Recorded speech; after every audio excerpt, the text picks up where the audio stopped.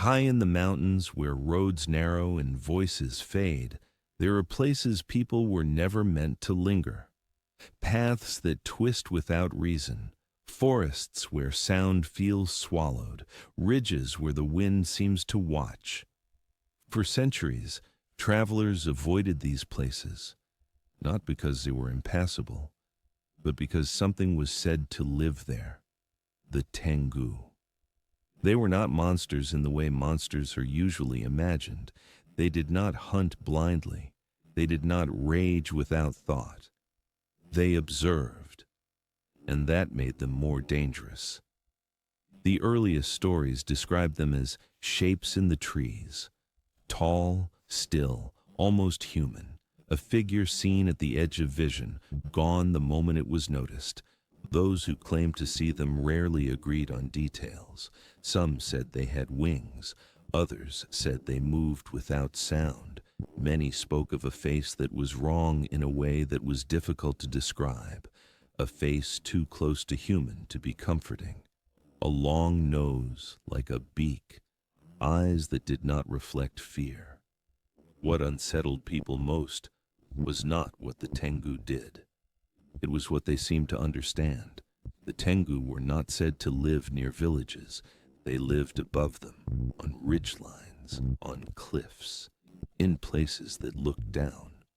From those heights they were believed to watch human behavior with quiet judgment, not weakness, not hunger, not desperation, pride, arrogance, ambition. These were the things that drew their attention.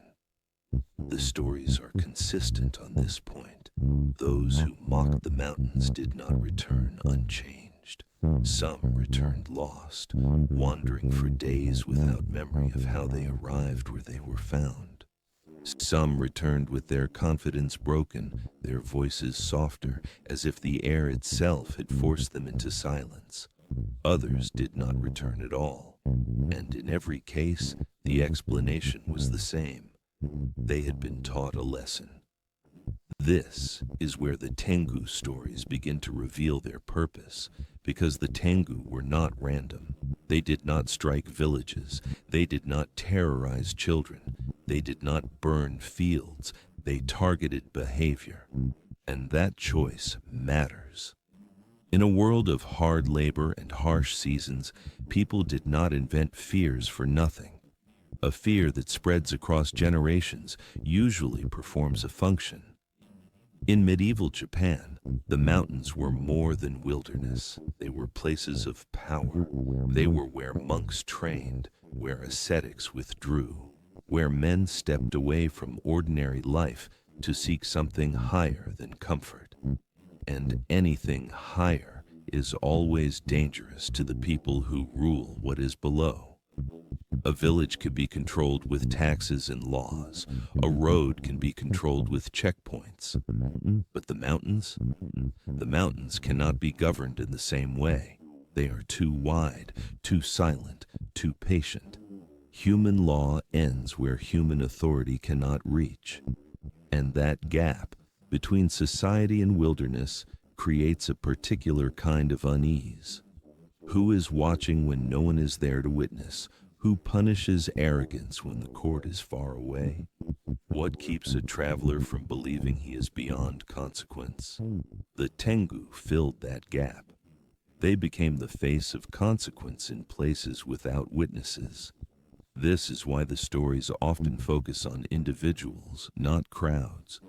A single traveler, a single warrior, a single monk. One person alone with his own thoughts. Too close. The weapons of the Tengu reflect this. They are often shown carrying a fan, not a sword. The fan is a strange choice if you expect a monster, but it makes sense if you understand what the story is doing. A sword ends an argument. A fan humiliates. The fan can summon wind, confuse travelers, knock a man from his footing, strip him of balance without spilling blood. It turns certainty into embarrassment, and embarrassment is the beginning of humility. A proud warrior defeated in battle might die with honor. A proud warrior made to feel foolish survives, and survives with shame. Shame is a more effective teacher than fear. Fear can be blamed on bad luck. Shame is personal. Shame follows you home. This is why the stories spread so well. Parents told them to children, not to terrify them for entertainment, to set a boundary. Do not wander where you cannot be found. Do not speak carelessly in places older than you.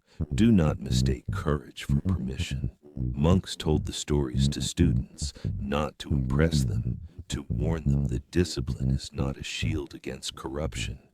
Villagers told the stories to travelers, not as folklore for the road, as a reminder that the mountains do not belong to people who pass through them. And sometimes, in older accounts, the Tengu laughed. Not loud laughter, not cruel laughter. A quiet, knowing sound. The laughter of something that has already seen the outcome. That laughter is not joy, it is certainty. The certainty that pride always collapses, that the mountain always outlasts the man. Over time, the image of the Tengu shifted. They became more martial, more disciplined, guardians of hidden technique, masters who could teach or ruin, depending on the heart of the one who approached them. This version carries the same lesson. Skill without character is incomplete. Strength without humility is unstable. A blade in the hands of a proud man becomes a disaster waiting for a reason. The Tengu, in this sense, are not merely punishers. They are limits, not imposed by rulers, but imposed by reality itself. They are shown with human bodies and inhuman faces because they exist in between discipline and delusion, between wisdom and arrogance. They are what happens when someone goes too far in one direction and refuses to turn back. This is why the Tengu endure, not because everyone believed in them literally, but because everyone recognized the pattern. A person climbs high enough, socially, spiritually, politically, and begins to believe the rules below no longer apply. That belief is the beginning of collapse. Every generation produces its own Tengu, not always in forests, sometimes in institutions, in hierarchies, in places where power gathers and humility disappears. The myth survives because the warning still applies. Do not mistake isolation for superiority. Do not mistake discipline for virtue. Do not mistake authority for wisdom.